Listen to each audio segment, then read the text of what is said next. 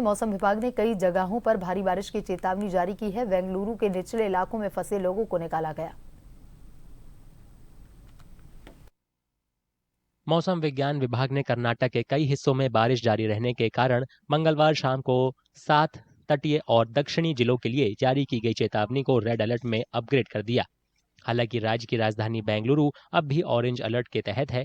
शहर का निचला इलाका साई लेआउट लंबे समय से हो रही बारिश के दौरान सबसे बुरी तरह प्रभावित इलाकों में से एक रहा है। यहाँ के लोगों का कहना है कि वे बार बार बारिश से आने वाली परेशानी से थक चुके हैं, इसलिए वो अपनी समस्याओं का स्थायी समाधान चाहते हैं। कई लोगों का दावा है कि उनका सालाना नुकसान लाखों रुपए में है, जबकि दिए जाने वाले मुआवजे जो सिर्फ 10,000 रुपए या 20,000 रुपए होते हैं, वो कहीं से भी पर्याप्त नहीं होते हैं।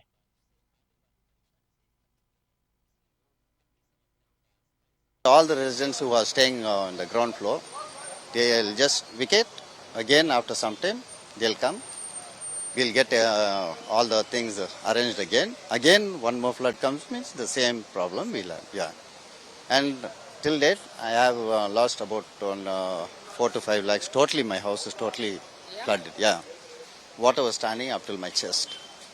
So how can we survive if every year this happens?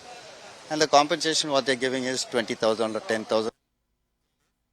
स्थानीय लोगों की ये भी शिकायत है कि हर साल बाढ़ का पानी उनके घरों में घुस जाता है, जिससे काम पर जाने या किराने के बुनियादी सामान को भी खरीदना मुश्किल हो जाता है।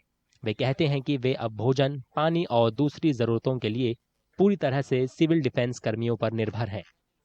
The problem is when it rains, it fills with water. So we can't even come out. We can't even go for a job.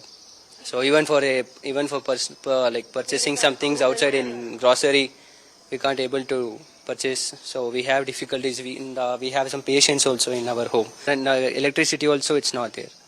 No, it's not there. Only civil defense peoples only they will help us. They used to come. They used to give some food 3 times. इलाके में जल स्तर बढ़ने के कारण भूतल और पहली मंजिल पर रहने वाले ज्यादातर परिवारों को पहले ही निकाला जा चुका है। मौजूदा वक्त में लगभग 20 सिविल डिफेंस कर्मी बचाव अभियान चला रही हैं। वो लोगों को भोजन और जरूरी दवाइयां बांटने के साथ बाढ़ में फंसे लोगों को बाहर निकालने में मदद कर रही हैं। We are around about 18 to 20 civil defense wardens are there.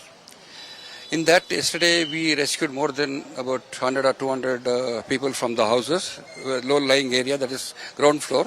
And some of the residents were in the upstairs, they went upstairs. Some of them we brought them to a safe place where they could go to their relation's house. And yesterday we provided them with food, water, and also some medicines also. And we have rescued some animals also, pet animals.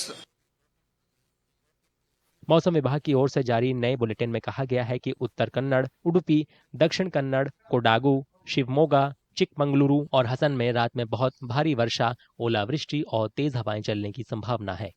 विभाग ने सभी 7 जिलों के लिए अचानक बाढ़ की चेतावनी भी जारी कर दी है।